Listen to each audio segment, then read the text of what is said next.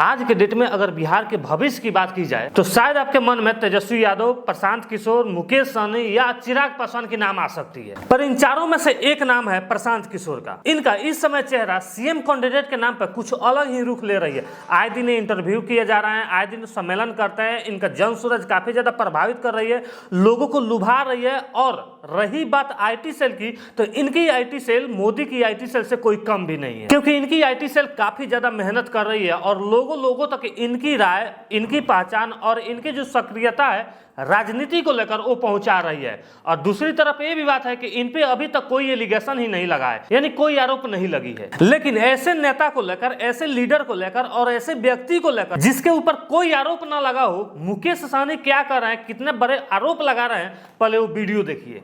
एक प्रशांत किशोर करके हैं चुनावी रणनीतिकार, वो भी नेता बनना चाह रहे हैं आपकी तरह, जन स्वराज यात्रा निकाल रहे हैं। उसके बारे में क्या राय है आपकी, जन स्वराज यात्रा के बारे में?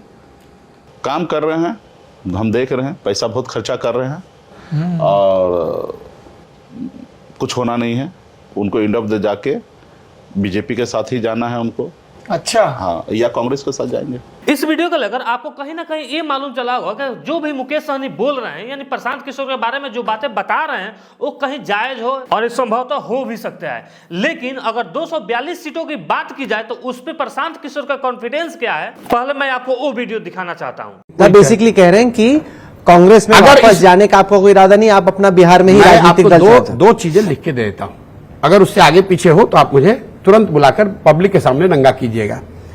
जन स्वराज 243 सीटों पर चुनाव लड़ेगा, 242 नहीं, बिहार में, और पूर्ण बहुमत से जीतकर जन स्वराज वहां पर अगले विधानसभा में नहीं आया तो आप मुझे जो कहेंगे मैं वो करने को तैयार। क्या करने को तैयार? बता दो अभी सामने जो कहो आप कहो, भी बिहार की ओर देखना नहीं, मैं देखूंगा नहीं। ये तो आरोप और प्रत्यारोप की बातें हो गई, लेकिन प्रशांत किशोर के बारे में कुछ ऐसा थॉट जो शायद आप ना जानते हो, मैं आपको बता देता हूं। 2014 का समय जब पीएम कैंडिडेट श्री नरेंद्र मोदी दामोदर दास का नाम उजागर किया जाता है एनडीए की तरफ से, उस समय कोई उनका वर्चस्व नहीं था, ना ही उतना ज्यादा नाम था। लेकिन राजनीतिक सलाहकार के तौर पे प्रशांत किशोर आते हैं और उनका नाम तो नाम है, एक अलग ही लहर बनाते हैं और यही नहीं, जीत भी हासिल कराते हैं। लेकिन 15 मार्च 2015 को वो कहीं ना कहीं बीजेपी से दरार उत्पन्न होती है और अलग होने के कुछ समय बाद ही वो कांग्रेस में जाकर मिल जाते हैं। अब आप सोचिएगा कि प्रशांत किशोर तो बीजेपी ज्वाइन किए, बीजेपी ज्वाइन करने के बाद कांग्रेस में क्यों मिले? तो देखिए, उनका मेन मुद्दा था कि जो हमारी प्राथमिकता है वो हमें दी जाए, यानी कि हम जो राजनीति के विशेषज्ञ करते हैं और हमारे तरफ से जो जीत हासिल होती है,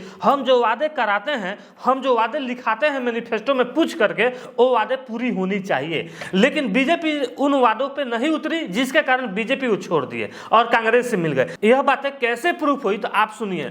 जस्ट उसके बाद पंजाब में इलेक्शन था, उस समय आप और कांग्रेस, यानी कि आम आदमी पार्टी और कांग्रेस पार्टी दोनों का काफी ज्यादा नाम था। लेकिन उसी में अरविंद केजरीवाल एक बात बोलते हैं। दरअसल अरविंद केजरीवाल कांग्रेस पार्टी को लेकर एक ट्वीट करते हैं जिसमें लिखते हैं कि अगर कांग्रेस को कैप्टन से ज्यादा प्रशांत किशोर पे भरोसा है तो उन्हें सीएम का चेहरा क्यों नहीं घोषित करती। ये तो अरविंद केजरीवाल की चाल थी कि अगर सीएम कैंडिडेट मानते हैं कि प्रशांत किशोर हो जाते हैं तो हमारी जीत पक्की है, क्योंकि पंजाब के लोग पंजाब के लोगों का ही सीएम बनाएंगे, बिहार के लोग और दिल्ली के लोगों को तो नहीं। साथ ही पत्रकारों से वह यह भी बात कहते हैं कि इस बात को आप छापिएगा जरूर, और यह बात बिल्कुल छप भी जाती है और मीडिया पे छा भी जाती है। लेकिन जैसे ही यह बातें उन्हें मालूम चलती है तो उन्होंने यह ठाना कि अब तो पंजाब में जाना ही पड़ेगा, और वो पंजाब गए भी और कांग्रेस जीती भी और वहां का सीएम कैंडिडेट कैप्टन को चुना गया। लेकिन कांग्रेस के मैनिफेस्टो में 9 वादों का जिक्र किया गया था, जिसमें से एक वादा था 1 लाख संविदा कर्मी को नौकरी देने की, जो 1 साल सरकार बीतने के बावजूद भी एक काम में नहीं कर पाई। जितने भी संविदा कर्मी कर्मचारी थे वो सारे के सारे धारणा देने लगे, जिसको लेकर विपक्ष के नेता अमन अरोड़ा ने एक ट्वीट किया जिसमें यह लिखा कि प्रशांत किशोर को बुलाओ, प्रशांत किशोर ने ही वादा किया था, वह एक फ्रॉड आदमी है। तो प्रशांत किशोर ने यह ट्वीट राहुल गांधी को भेजा और कहा कि सरकार आपकी, सीएम कैंडिडेट आपका, मैनिफेस्टो आपका, नियम आपका, वादे आपका, लेकिन जनता हमको फ्रॉड बोल रही है। और यह बोलकर कांग्रेस से भी वो अपना रिलेशन तोड़ दिए। अब आप सोचिए, इतना नीडर, इतना तेज, जिसको अपने आप पे बहुत ज्यादा भरोसा है, उसको मुकेश सहनी कैसे कैसे भद्दा बातें बोल रहे हैं। लेकिन अगर मुकेश सहनी की राय या प्रशांत किशोर की राय या बिहार की किसी भी पॉलिटिकल की राय आपको जाननी हो तो आप मेरे पेज को फॉलो कर सकते हैं।